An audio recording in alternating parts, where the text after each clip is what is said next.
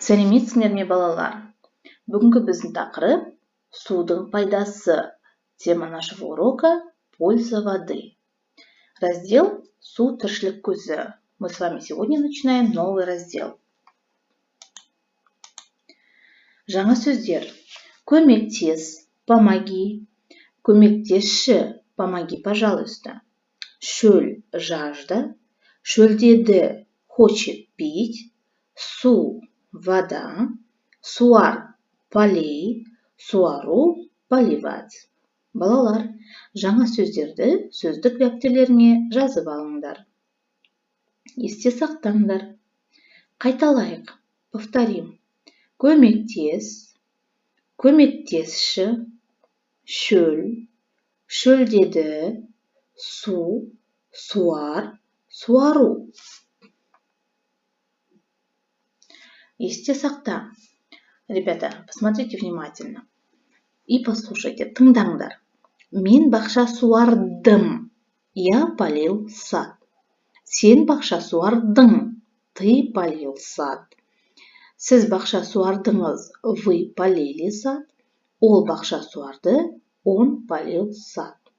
Действие когда произведено? Когда произошло данное действие? Сейчас или уже? Конечно, ребята, уже произошло. То есть это глаголы прошедшего времени. Как же образуются глаголы прошедшего времени в казахском языке?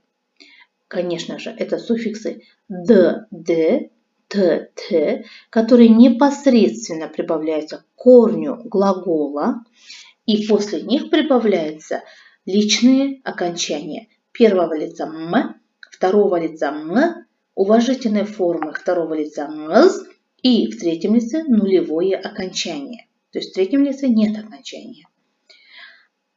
Обратите внимание, что они отличаются от остальных личных окончаний. Поэтому они называются краткими личными окончаниями. Давайте рассмотрим на примерах. Мысалы, мен өсірдім. Өсір, түбір, корень. Корню непосредственно прибавлен суффикс д.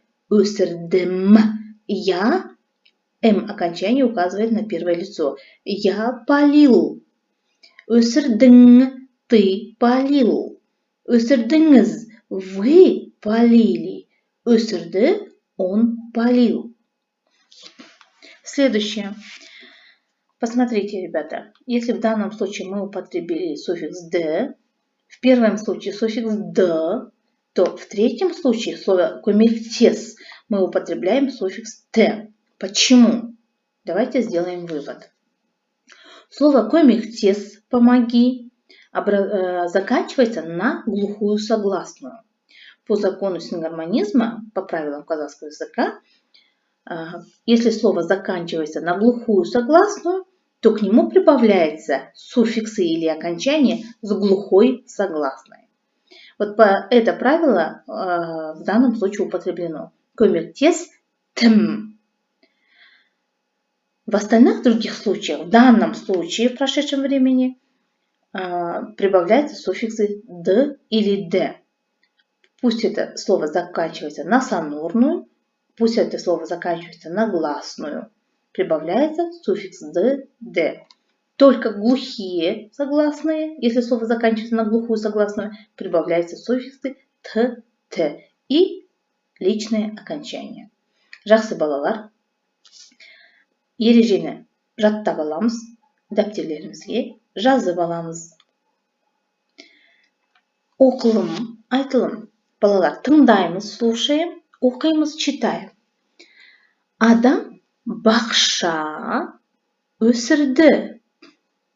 Бақша шөлдеді. Шөлдеді – это новое слово, мы только что с вами его прошли. Адам суға. Человек в воде. Обращается. Су. Сен әдемісің, тазасың, көңілдісің. Маған көмектесші, деді. Су. Жарайды, деді. Су адамға көмектесті. Су бақшаны суарды. Адам суға Рахмет саған, су, деді. Жақсы балалар. Диалог между кем в данном случае в этом тексте? Адам және су. Не? Адам не істеді? Адам бақша өсірді. Бақша не істеді? Бақша шөлдеді. Да? Из-за жары засуха, да, появилась. Шөлдеді, то есть земля, бақша захотела пить. Адам судан көмек сұрады, помощь попросила, да? Хорошо, ребята, посмотрите общую картину. В каком времени чаще всего употребляются глаголы? Хорошо, правильно. Давайте мы их выпишем. Өсірді, шөлдеді, көмектесті, суарды, деді. Обратите внимание, что они во всех словах нулевое окончание. Соответственно, это глаголы третьего лица прошедшего времени. Жақсы балалар, келесі. Айтылым.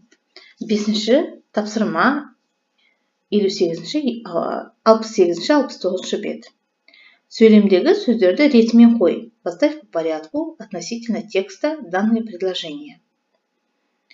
Маған көмектесші, помоги мне. Рахмет саған су, спасибо тебе вода. Адам бақша өсірді, человек вырастил сад. Адам суға, су сен әдемісің, тазасың, көңілдісің деді. Человек обратился к воде. Вода, ты красивая, чистая и веселая. Су, жарайды деді. Вода сказала хорошо. Бақша шөлдеді. Сад захотел пить в данном случае. Поставьте по порядку, пожалуйста, данные предложения относительно текста. Какое предложение будет первым? Правильно. Человек посадил сад. Что бақша не істеді? Дұрыс. Бақша шөлдеді.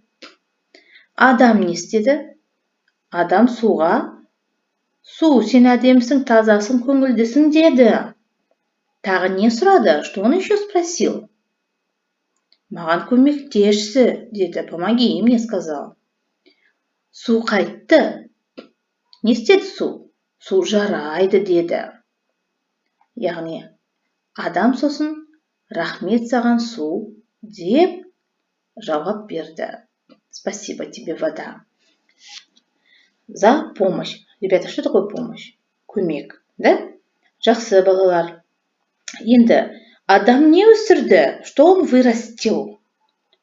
Обратите внимание, что опять же слово в прошедшем времени. Өсірді, вырастил. Қараймыз, жауап береміз. Адам сад вырастил. Адам фрукты вырастил.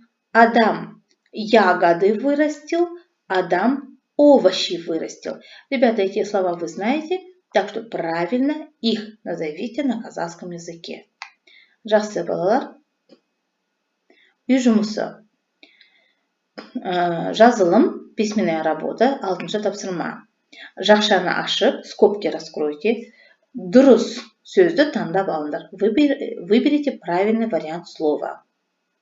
Адам өсірді. Что адам өсірді? Нені өсірді?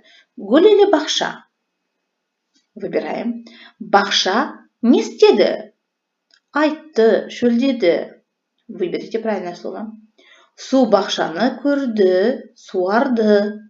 Су бақшаны көрді, увидел, суарды, полил. Что? Какое действие? Су адамға көмектесті. Су адамға айтты. Выбирайте правильный вариант предложения. Жақсы. Айтылым. Сұрақтарға пайдаланып, диалог құрастыр. Составьте диалог, используя данные вопросы. Диалог құрастыр. Составь вопрос. Диалог. Су кімге көмектесті? Кімге? Кому? Адам не өсірді? Что вырастил? Су нені суарды? Что полил? Что полила вода? Адам суға неге рахмет айтты? А почему человек поблагодарил воду? Осы сұрақтарға жауап беріп отырып, диалог құрастырыңдар. Және жаттайық, ребята, слово жаттайық, выучим. Су тіршіліктің көзі, су өмірдің өзі. Вода – это есть жизнь. Жақсы балалар, егер де барлығы түсінікті болса, үй тапсырмаларын орындаймыз. Если все понятно, ребята, түсінікті болса, если понятно, орындаймыз, выполняем. Сау болыңдар балалар.